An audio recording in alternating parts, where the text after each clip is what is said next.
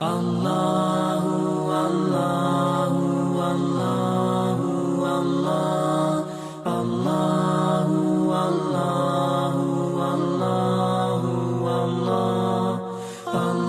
اللہ اللہ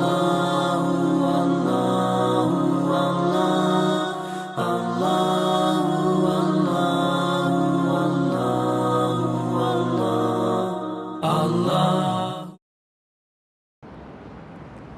الحمد لله الذي هدانا السنن ووقانا المحن والصلاة الحنانة والسلام الأحن على الإمام الأمين الأمان الأمن سيدنا ونبينا وحبيبنا محمد مرب الروح والبدن وعلى آله وصحبه والأئمة المجتهدين مصابيح الزمن.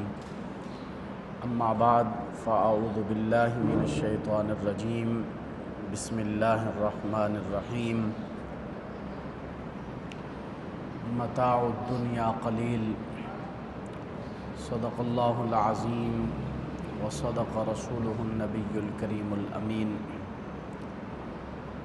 الصلاة والسلام علیک یا سیدی یا رسول اللہ وعلی آلک واصحابک یا سیدی یا حبیب اللہ.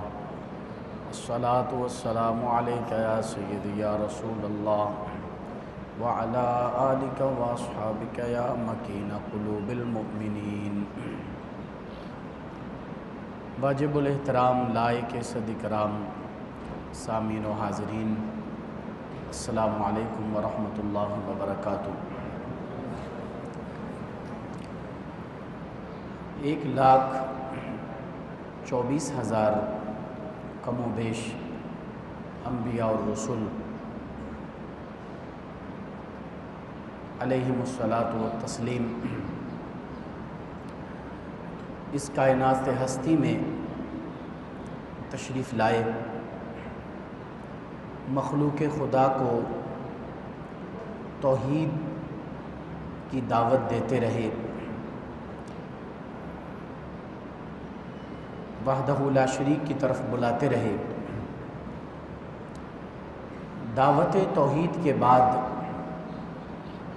انبیاء کرام علیہ السلام کا جو اہم پیغام تھا وہ فکر آخرت تھا. آپ نے مسلسل لوگوں کو آخرت کی طرف بلایا اور آخرت کی فکر لوگوں کے ذہنوں میں اجاگر کی. آخر الزماں نبی تاجدار رسول صلی اللہ تعالی علیہ وسلم بھی فکر آخرت کے حوالے سے ایک دن گفتگو فرما رہے تھے.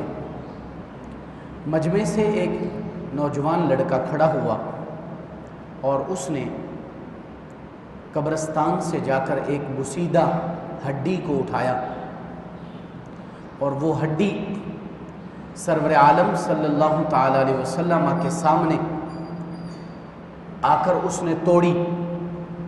اس ہڈی سے گرد و غبار نکلا. کہنے لگا، اے اللہ کے رسول صلی اللہ علیہ وسلم، آپ فرما رہے ہیں کہ مرنے کے بعد ہمیں دوبارہ زندہ کیا جائے گا اور مرنے کے بعد ایک اور زندگی ہے جس کی طرف ہم نے بڑھنا ہے اور اس میں رب کے حضور حساب و کتاب دینا ہے. من یحیی العظام وہی رمیم. آپ مجھے بتائیں کہ ان بسیدہ ہڈیوں کو کون زندہ کرے گا؟ یہ پرانی ہڈی جس سے مٹی اور غبار نکل رہی ہے، اس ہڈی کو کون زندہ کرے گا؟ اللہ تعالیٰ نے قرآنی آیات نازل فرمائی. قل युहयीहा الذی انشأہا اول مرہ، اے محبوب ان لوگوں کو بتا دو ان ہڈیوں کو وہی زندہ کرے گا جس نے پہلی مرتبہ ان ہڈیوں کو بنایا تھا۔ تو جو پروردگار ان ہڈیوں کو پہلی مرتبہ بنانے پر قادر ہے وہ دوبارہ بھی ان کو زندہ کر سکتا ہے۔ یہ فکر آخرت ہے کہ تم نے مرنے کے بعد دوبارہ زندہ ہونا ہے اور رب کے حضور جانا ہے اور وہاں حساب و کتاب بھی دینا ہے۔ آج ہمارے ذہنوں سے آخرت کی فکر ختم ہوتی جا رہی ہے۔ محض دنیاوی زندگی کو ہم نے اپنا زندگی کا مقصد سمجھ لیا ہے اور اسی کو مقصد حیات سمجھ کر ہم اس دنیاوی زندگی میں پھنسے ہوئے ہیں اور آخرت کی کوئی فکر نہیں ہے۔ حالانکہ یہ جہان مومن کے لیے تو قید خانہ ہے، مومن کے لیے تو یہ جہان غموں کا جہان ہے، اس میں سکون نہیں ہے۔ مومن کے لیے اس جہان میں قید ہے اور اس میں غموں سے اس کو واسطہ پڑتا ہے۔ آپ نے علماء سے سنا ہوگا کہ اس جہان میں جب پہلے انسان نے قدم رکھا تھا تو وہ بھی ہنستا ہوا نہیں، وہ دنیا میں روتا ہوا آیا تھا۔ آج بھی آدم کا بیٹا جب دنیا میں آتا ہے تو وہ روتے ہوئے آتا ہے، مسکراتے ہوئے نہیں آتا۔ بچے کو پیدا ہوتے ہی غموں سے واسطہ پڑتا ہے، آہوں سے پالا پڑتا ہے۔ پوری کائنات غم سے بھری ہوئی، غم کی وجہ سے ہی پھول کا گریبان چاک ہے، شبنم رو رہی ہے، سورج نے زرد لباس پہن رکھا ہے، زمینیں رو رو کر ندیاں نالے اور دریا جاری کر دیے، پہاڑوں کے آنسوؤں سے آبشاریں بہہ رہی ہیں، باغ میں کوئل کی آہ و بکا ہے اور خزاں میں پتے چیختے ہیں، لہریں ساحل سے سر مار مار کے روتی ہیں۔ تو اس جہان میں غم ہی غم آپ کو نظر آئیں گے، آہوں کا غلبہ نظر آئے گا۔ جہاں ہنسی ہے تو وہاں دکھ بھی ہے، جہاں خوشی ہے تو ساتھ آنسو بھی گرتا ہوا نظر آئے گا، جہاں زندگی ہے تو وہاں موت بھی ہے۔ ہم اگر غور کریں تو لفظوں کے اندر بھی آہیں بھری ہیں۔ لفظ بادشاہ اگر آپ اس پہ غور کریں تو اس کے آخر میں بھی آپ کو آہا نظر آئے گی، سربراہ میں بھی آہ ہے، لفظ گناہ کے اندر بھی آہ چھپی ہوئی ہے۔ تنخواہ لے کر ہم خوش ہوتے ہیں مگر غور کریں لفظ تنخواہ کے اندر بھی آہ چھپی ہوئی نظر آئے گی۔ تو لفظوں کے اندر بھی آہوں کا غلبہ ہے، لیکن کچھ آہیں اللہ کے حضور مقبول ہوتی ہیں اور کچھ آہیں رب کے دربار میں مردود ہوتی ہیں۔ جو آہ نیک عمل کے چھن جانے پر نکلتی ہے وہ آہ اللہ کے دربار میں مقبول ہوتی ہے، اور جو آہ آخرت کی فکر میں نکلے، جو سانس انسان کے جسم سے آخرت کی تیاری میں نکلے، وہ اللہ کی بارگاہ میں مقبول آہ ہوتی ہے، اور جو دنیاوی چیزوں اور فانی اشیاء کے چھن جانے پر آہ و بکا ہوتی ہے وہ اللہ کی بارگاہ میں مردود ہوتی ہے۔ نیک اعمال کے ضائع ہونے پر جب آہ نکلی تو لوگوں نے دیکھا کہ اللہ نے کس درجہ اس کو قبولیت سے نوازا ہے۔ حضرت خواجہ حسن بصری رحمۃ اللہ تعالی علیہ نماز فجر پڑھ کے باہر نکلے، مسجد کے دروازے پر ایک شخص ملا اور اس نے کہا حسن بصری سے کیا نماز ہو چکی ہے؟ تو آپ نے فرمایا ہاں جماعت ہو گئی۔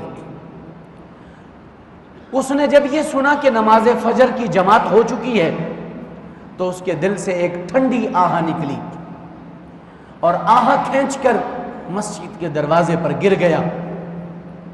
حضرت خواجہ حسن بصری رحمۃ اللہ تعالی علیہ نے پوچھا لگتا ہے کہ تجھے نماز کے ضائع ہونے کا اور جماعت کے رہ جانے کا بڑا دکھ ہوا؟ اس نے عرض کی حضرت آپ تو جانتے ہیں کہ نماز کو جماعت کے ساتھ ادا کیا جائے تو کتنا ثواب ملتا ہے اور جماعت سے ہٹ کر پڑھا جائے تو کیا اجر ملتا ہے۔ حضرت خواجہ حسن بصری تصوف کے 14 خانوادوں کے امام مانے جاتے ہیں۔ وہ مولا کائنات حیدر کرار رضی اللہ تعالی عنہ کی تربیت میں پلنے والے ولی کامل تھے۔ وہ اس بندے کے دل سے نکلنے والی آہ کو سمجھ گئے کہ یہ آہ عام نہیں ہے، یہ اللہ کی بارگاہ میں مقبول ہوئی ہے۔ آپ نے فرمایا اچھا ایسا کرو ہم سودا کر لیتے ہیں، جو نماز میں پڑھ کے آ رہا ہوں وہ نماز تم لے لو اور جو تمہارے دل سے آہ نکلی ہے یہ آہ مجھے دے دو۔ اس نے کہا جی مجھے منظور ہے۔ یہ سودا کر کے گھر چلا گیا، چارپائی پر جا کر لیٹا ہے، ہاتف غیبی سے آواز آئی اے بندہ مومن بڑے گھاٹے کا سودا کر کے آیا ہے۔ کہا وہ کیسے؟ آواز آئی جو تیرے دل سے آہ نکلی تھی وہ آہ اللہ کی بارگاہ میں اتنی مقبول ہوئی تھی کہ اللہ نے اس ایک آہ پر تجھے 200 قبول نمازوں کا ثواب عطا کر دیا تھا اور تو اس کو بیچ کر آ گیا ہے۔ یہ نیک عمل کے چھن جانے پر آہ ہے جو اللہ کی بارگاہ میں مقبول ہو رہی ہے اور جو رب کے ہاں درجہ قبولیت حاصل کر رہی ہے۔ جب انسان نیک اعمال کے ضائع ہونے کی فکر کرتا ہے تو اللہ تعالیٰ بھی اس کو آسمان کی بلندیاں عطا فرماتا ہے، رب تعالیٰ بھی پھر اس کو بہاریں عطا کرتا ہے۔ ہمارے ہاں تو نیک اعمال کے ضائع ہونے پر کوئی فکر نہیں ہے، جماعت رہتی ہے تو رہ جائے، روزہ چھٹتا ہے تو چھٹ جائے، کوئی زکوٰۃ رہتی ہے تو رہ جائے، کوئی مسئلہ نہیں ہے۔ لیکن ان لوگوں سے پوچھو جو اپنے جگر کو پگھلا کر احکام شرع پر پابندی کے ساتھ عمل کرنے کے لیے بھی تیار رہتے تھے اور جو ارکان اسلام کو اس حد تک ادا کرنے کی کوشش کرتے تھے کہ آخری وقت میں جناب سیدنا فاروق اعظم رضی اللہ تعالی عنہ کے جسم سے خون بہہ رہا ہے، اس حالت میں بھی کسی نے آواز دی الصلاۃ، نماز کا وقت گزر رہا ہے، سیدنا فاروق اعظم رضی اللہ تعالی عنہ نے بہتے ہوئے خون میں نماز پڑھ کے لوگوں کو دکھائی ہے اور آخری وقت میں آپ کو دوران نماز خنجر مارا گیا، آپ کو شہید کیا گیا اور لوگ دوڑے آپ کو بچانے کے لیے کہ خنجر نکالا جائے، کو پٹی کی جائے، لیکن آپ نے اشارہ کر کے نماز کا لوگوں کو سبق دیا، فرمایا نماز جا رہی ہے، پہلے نماز پڑھو۔ حضرت عبد الرحمن بن عوف آگے بڑھے اور آپ نے نماز کو مکمل کروایا۔ علماء نے کہا ہے کہ اگر فوراً سیدنا فاروق اعظم رضی اللہ تعالی عنہ کے جسم سے خنجر نکال لیا جاتا ہو سکتا ہے آپ بچ جاتے، یہ ایک احتمال تھا، لیکن وہ خون بہتا رہا، ادھر جماعت ہو رہی ہے۔ حضرت فاروق اعظم رضی اللہ تعالی عنہ نے لوگوں کو یہ پیغام دیا ہے، اے لوگوں نماز کو عام مت سمجھنا، رسول پاک صلی اللہ علیہ وسلم کے صحابہ نے اپنی جانوں کے نذرانے دے کر اس نماز کی حفاظت کی ہے۔ ہم ان اعمال سے دور ہوتے جا رہے ہیں، فکر آخرت ختم ہو جا رہی ہے۔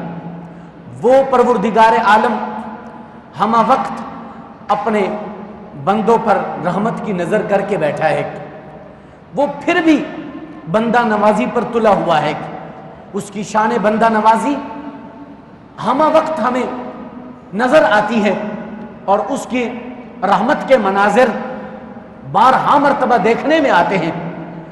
انسان لاکھ غافل ہو جائیں مگر وہ پروردگار اپنے بندوں سے غافل نہیں ہوتا۔ انسان خود فراموش اور خدا فراموش بھی ہو جائے، وہ پروردگار عالم اپنی رحمت کی آغوش ہمیشہ کھلی رکھتا ہے۔ ہم اپنے گھروں کے دروازے بند کر دیتے ہیں لیکن اس کا دروازہ رحمت سدا کھلا رہتا ہے، نہ جانے کس وقت کوئی دستک دینے کے لیے آ جائے۔ ہم راتوں کو گہری نیند سو جاتے ہیں مگر وہ اونگتا بھی نہیں، کیا خبر کس وقت کوئی مناجات کے لیے حاضر ہو جائے۔ ہم اندازے دعا بھول جاتے ہیں لیکن وہ شیوائے عطا نہیں بھولتا، وہ ہر وقت اپنے بندوں کو عطا کرنے کے لیے بندوں کی طرف اپنی رحمت کو متوجہ رکھتا ہے۔ شیخ صفوری علیہ الرحمہ نے ایک مقام پر لکھا، ایک بت پرست کو کوئی مشکل پیش آ گئی اور وہ بت پرست بت کے سامنے جا کر بیٹھا اور یا صنم پکارنے لگا۔ صنم بت کو پکار رہا ہے، یا صنم۔ تو یہ پکارتے ہوئے 2-4 مرتبہ اس کی زبان سے یا صمد بھی نکل گیا۔ یا صمد یہ اللہ تعالیٰ کا نام ہے صفاتی، اللہ الصمد، سورہ اخلاص میں آیا۔ تو 2-4 مرتبہ اس کی زبان سے یا صمد نکلا، جو ہی اس بت پرست کی زبان سے یا صمد نکلا تو رب تعالیٰ نے فرمایا، اے میرے بندے میں حاضر ہوں، بتا کیا کہنا چاہتا ہے۔ فرشتوں نے عرض کی، مولا وہ تجھے نہیں پکار رہا، وہ تو اپنے بت کو آواز دے رہا ہے۔ یہ تو بے خیالی میں اس کی زبان سے یہ 2-4 مرتبہ یا صمد نکلا ہے، لیکن وہ تجھے پکار نہیں رہا، وہ اپنے بت کو آواز دے رہا ہے۔ رب تعالی نے فرمایا، کتنی بار اس نے مٹی کے مادھو کو پکارا ہے، بت کو آواز دی ہے، اس بت نے کوئی جواب نہیں دیا۔ بے خیالی میں صحیح 2-4 مرتبہ مجھے پکارا تو ہے، اگر میں بھی اس کی پکار پر جواب نہ دوں تو پھر مجھ میں اور بت میں کیا فرق رہ جائے گا، پھر صنم اور صمد میں کیا فرق رہ جائے گا۔ یہ اس کی شان بندہ نوازی ہے کہ وہ اپنے بندوں کی طرف اپنی رحمت کو متوجہ رکھتا ہے۔ حدیث متشابہات سے ہے، سرور عالم صلی اللہ علیہ وسلم نے فرمایا، رب تعالیٰ فرماتے ہیں، من تقرب منی شبرا تقربت منہ ذراعا، جو شخص میری طرف ایک بالشت آتا ہے، رب فرماتا ہے میں ایک ہاتھ اس کی طرف بڑھ جاتا ہوں، اور جو میری طرف ایک ہاتھ آتا ہے میں اس کی طرف 2 ہاتھ بڑھ جاتا ہوں۔ ومن اتانی یمشی، اور جو میری بارگاہ میں چل کر آتا ہے، اتیتہ ہرولۃ، میں اس کی طرف دوڑ کر جاتا ہوں۔ یہ شان بندہ نوازی ہے، مگر انسان غافل ہے۔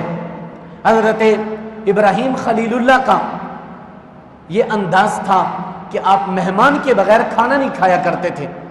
ایک ہفتہ گزر گیا، مہمان کوئی نہیں آیا، باہر کھڑے دروازے پر انتظار کر رہے ہیں کب کوئی مہمان آئے اور اس کو کھانا کھلاؤں۔ دور سے ایک بوڑھا بابا لاٹھی کے سہارے چلتا ہوا نظر آیا۔ آپ نے دیکھا کہ شام کا وقت ہے، سورج ڈوب رہا ہے، لگتا ہے کوئی مسافر ہے، چلیں آج اس کو مہمان بناتا ہوں۔ تو آپ گئے، اس کا جا کر سامان پکڑا، ہاتھ کو تھاما، کہا بابا آج میرے گھر میں مہمان بنے گا؟ اس نے کہا میں تو مسافر ہوں، سوچ رہا تھا پتہ نہیں مجھے کوئی رات بھی رکھے گا کہ نہیں رکھے گا، اگر تو مہمان بنانا چاہتا ہے تو میں حاضر ہوں۔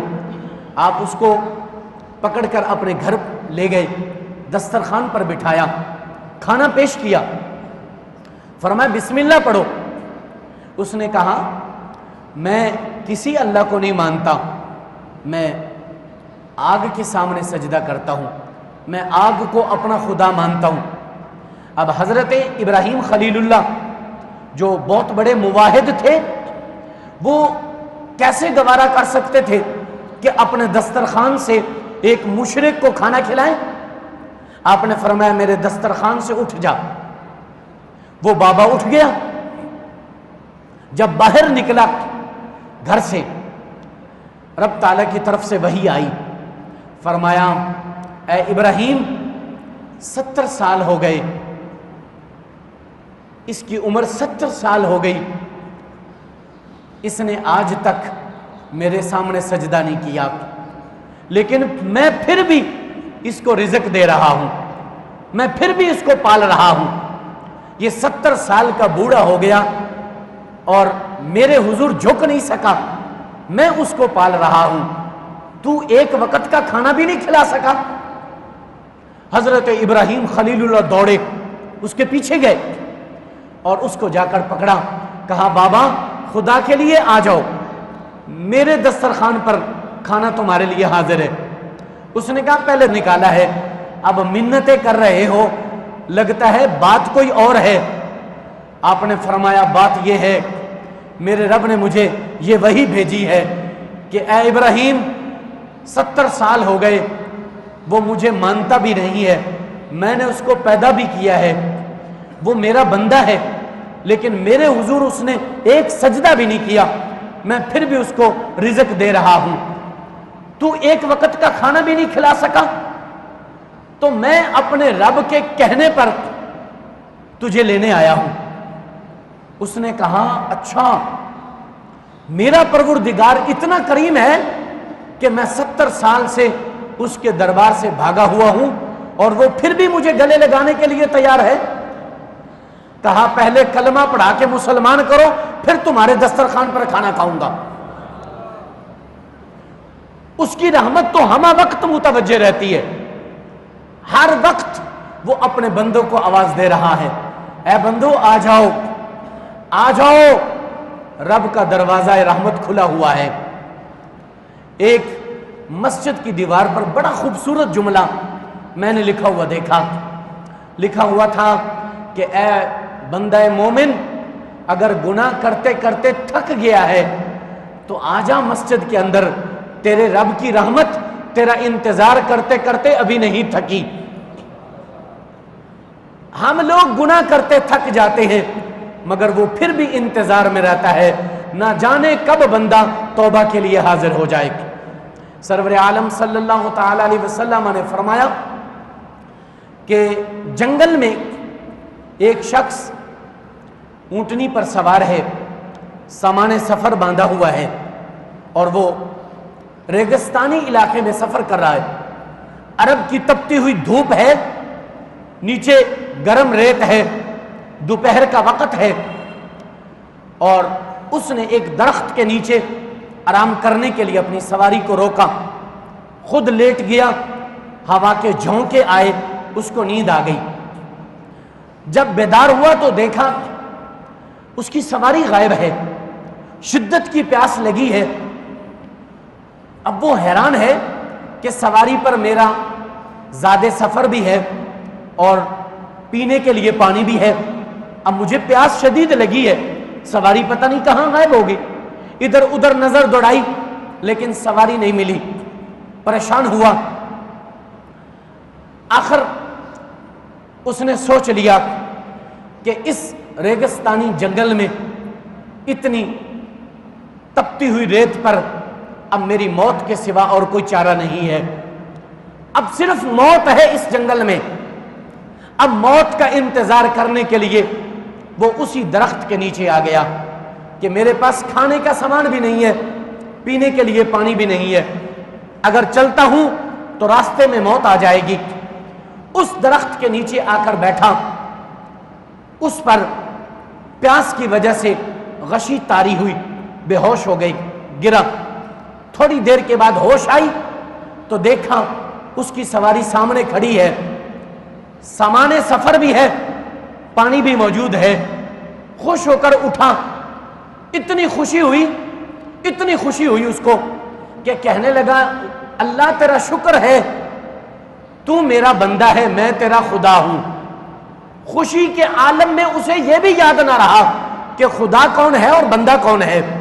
کہنے لگا تو میرا بندہ ہے، میں تیرا خدا ہوں۔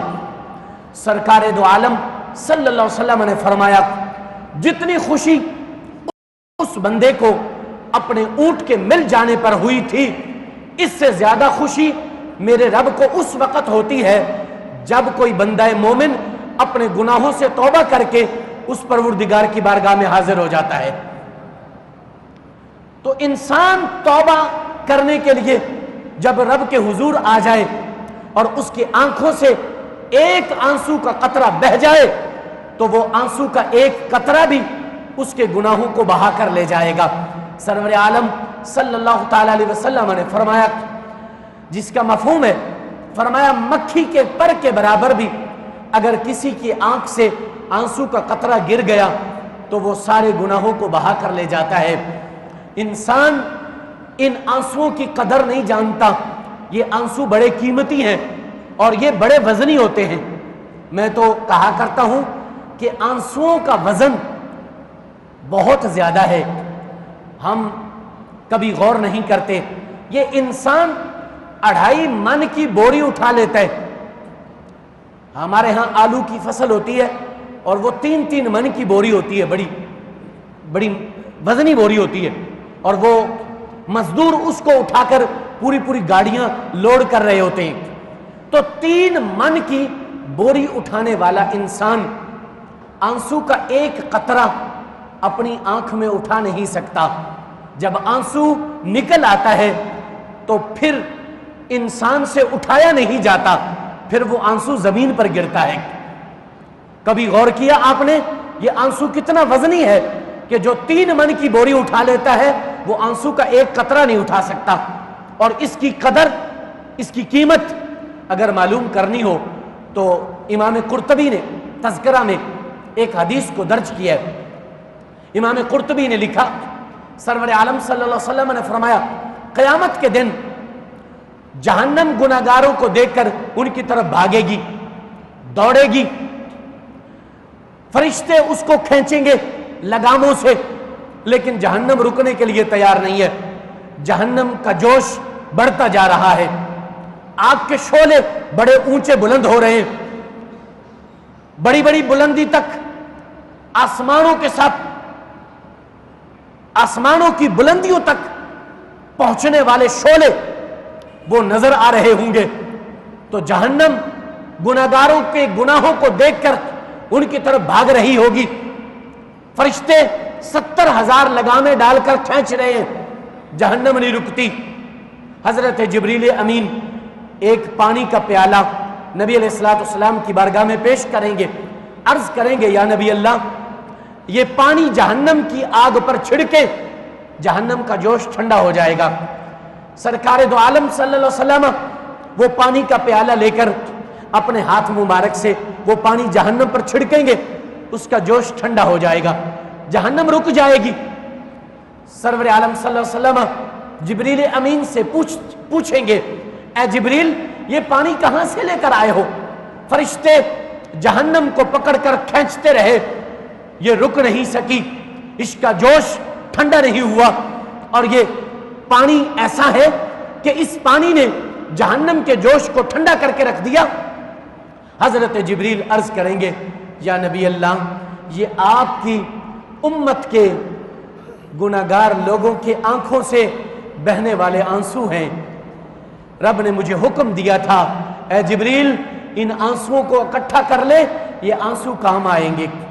موتی سمجھ کر شان کریمی نے چن لیے قطرے جو تھے میرے عرق انفعال کے۔ یہ جو قطرے آنسوؤں کے نکلتے ہیں اللہ کے حضور ان کا بڑا مقام ہوتا ہے، ان کا بڑا درجہ ہوتا ہے۔ ایک انسان ہے جس کا دل سخت ہو چکا ہے، پتھر سے بھی زیادہ سخت ہے، وگرنہ تو پتھر بھی روتے ہوئے نظر آتے ہیں۔ حضرت جعفر طیار رضی اللہ تعالی عنہ نبی علیہ الصلوۃ والسلام کے ساتھ ایک سفر پر ہیں، عرض کرتے ہیں یا رسول اللہ صلی اللہ علیہ وسلم مجھے بڑی شدت سے پیاس لگی ہے۔ آپ نے فرمایا ایسا کرو، یہ جو سامنے پتھر ہے اس پتھر کے پاس جاؤ اور اسے میرا سلام کہنا، اور کہنا رسول پاک صلی اللہ علیہ وسلم حکم دے رہے کہ وہ تجھے پانی پلائے۔ پتھر کو جا کر کہو تو پتھر سے پانی کا چشمہ نکلتا لوگوں نے دیکھا ہے۔ حضرت جعفر طیار اس پتھر کے پاس گئے، رسول پاک کا سلام عرض کیا اور کہا کہ مجھے پیاس لگی ہے، مجھے پانی پلاؤ۔ اس پتھر نے کہا اے جعفر میرا بھی آقا صلی اللہ علیہ وسلم کو سلام عرض کرنا، لیکن میرے اندر پانی نہیں ہے، میں پانی نہیں پلا سکتا، وجہ بھی سرکار کو جا کر بتا دینا۔ یا نبی اللہ جب سے میں نے قرآن کی یہ آیت سنی ہے کہ اللہ تعالیٰ نے جہنم کا ایندھن انسان اور پتھر کو بنایا ہے، یا نبی اللہ میں اس دن سے رو رہا ہوں، ہو سکتا ہے جن پتھروں کو رب نے جہنم میں ڈالنا ہے ان پتھروں میں میرا نام نہ آ جائے، ان پتھروں میں میرا نام نہ آ جائے۔ تو جا کر رسول پاک سے عرض کرنا یا نبی اللہ جب سے یہ آیت سنی ہے اس دن سے رو رہا ہوں، اور اب رو رو کر میرے اندر جتنا پانی تھا اب پانی کے وہ سارے قطرے ختم ہو گئے، اب ایک قطرہ بھی میرے اندر باقی نہیں ہے جو میں جعفر طیار کو پلا سکوں۔ وہ پتھر بھی خدا کے خوف سے روتا ہے۔ یہ انسان کا دل ہے کہ یہ شب برات کو بھی باہر گلیوں میں گپے مارتے ہوئے نظر آتے ہیں۔ یہ اس شب میں جس شب میں پہلی رات سے لے کر فجر کے طلوع ہونے تک رب آوازیں لگا رہا ہے اور رب کی رحمت متوجہ ہے، اے لوگوں آ جاؤ تمہارا رب تمہیں بخشنے کے لیے تیار ہے، اے رزق مانگنے والوں آ جاؤ تمہارا رب تجھے رزق دینے کے لیے تیار ہے کوئی مصیبت میں مبتلا، ہے کوئی غموں کا مارا ہوا، آ جائے، آج تمہارا رب تمہارے غم دور کرنے کے لیے آیا ہے، آج وہ تمہاری طرف متوجہ ہے۔ اور وہ بندہ مومن وہ بازار میں گپے لگا رہا ہے، وہ مومن ہے کہ وہ اپنے بچوں کے ساتھ پٹاخے چلا رہا ہے۔ ہم نے قوم کو یہ سبق دیا ہے، ادھر پتھر بھی رو رہے ہیں رب کے خوف سے۔ ہم یہاں کھیل کود کے لیے نہیں آئے، اے مسلمانوں ہم آئے ہیں اپنے رب کی معرفت حاصل کرنے کے لیے، ہم دنیا میں اپنے رب کو منانے آئے ہیں، اپنے رب کے حضور اپنی ذات کو جھکانے آئے ہیں۔ حضرت بہلول دانا نام آپ نے سنا ہوگا، بڑے دانا سے، وہ تو زمین پر بیٹھ کر جنتیں بانٹا کرتے تھے۔ حضرت بہلول دانا امام اسماعیل حقی نے روح البیان میں اس کو لکھا ہے۔ جناب بہلول دانا ایک جگہ سے گزرے، دیکھا کہ محلے میں بچے کھیل رہے ہیں اخروٹ کے ساتھ۔ ان دنوں یہ چائنا کے بانٹے نہیں آئے تھے، اخروٹوں سے اور باداموں سے بچے کھیلا کرتے تھے۔ اخروٹ سے بچے کھیل رہے ہیں، ایک بچے کو دیکھا وہ سائیڈ پر کھڑے ہو کر رو رہا ہے۔ آپ نے فرمایا اس بچے کو جا کر پوچھا کہ کیا تیرے پاس اخروٹ خریدنے کے لیے پیسے نہیں ہیں؟ تو میں تجھے پیسے دیتا ہوں، یہ سارے بچے کھیل رہے ہیں تو بھی ان کے ساتھ کھیل۔ اس نے کہا یا قلیل العقل ما للعب خلقنا، اے کم عقل والے کیا اللہ نے ہمیں کھیلنے کے لیے پیدا کیا ہے؟ حضرت بہلول دانا جن کو زمانہ دانا کہتا ہے، ان کی عقل دنگ رہ گئی کہ ایک بچہ مجھے کم عقل کہہ رہا ہے۔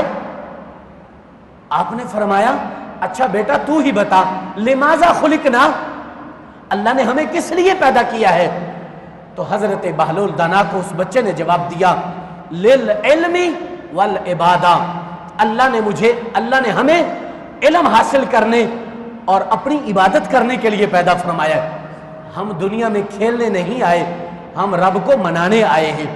ہم دنیا سے دین کا علم سیکھ کر اس کے مطابق عمل کرنے آئے ہیں۔ اور آج شب برات کتنی برکت والی رات ہے، وہ آ رہی ہے، اور اس کے لیے آپ تو نیک لوگ ہیں، میری تیاری نہیں ہے۔ آپ محبت والے لوگ ہیں، آپ تو اس رات میں اپنے رب کو منانے والے لوگ ہیں، اور وہ ہے بھی رب کی بارگاہ میں جھکنے والی رات ہے۔ وہ بڑی بابرکت رات ہے۔ قبلہ بابا جی سرکار نے پوری کتاب فضائل شعبان المعظم کے نام سے لکھی، آپ نے پڑھی بھی ہوگی، اور نہیں پڑھی تو وہ خرید کر پڑھیں۔ اس میں شب برات کے، یہ 15ویں شعبان کے کتنے فضائل ہمیں اسلامی لٹریچر سے ملتے ہیں، اور رسول پاک صلی اللہ علیہ وسلم نے کیا کیا خبریں ہمیں دی ہیں، اور رب کی رحمت کتنی زیادہ متوجہ ہوتی ہے بندوں کی طرف۔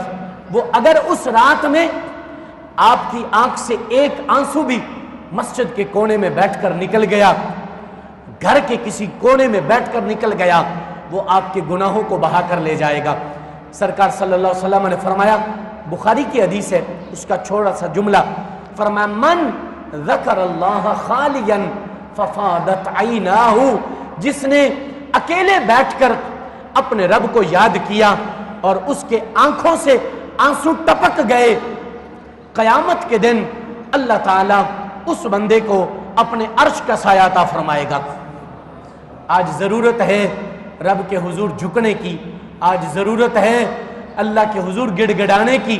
اس کا دروازہ رحمت سدا کھلا ہوا ہے، اور وہ اونگتا بھی نہیں ہے، نہ جانے کس وقت کوئی مناجات کے لیے حاضر ہو جائے۔ آ جاؤ، آج اس دربار کے میں جھک جاؤ اور تیاری کرو 15ویں شعبان کے لیے، اپنے بچوں کو تیار کرو اور اپنی بھی تیاری کرو۔ آگے رمضان المبارک کا مہینہ آ رہا ہے، برکتوں کو لوٹنے کے لیے یہ ایک پیغام ہے۔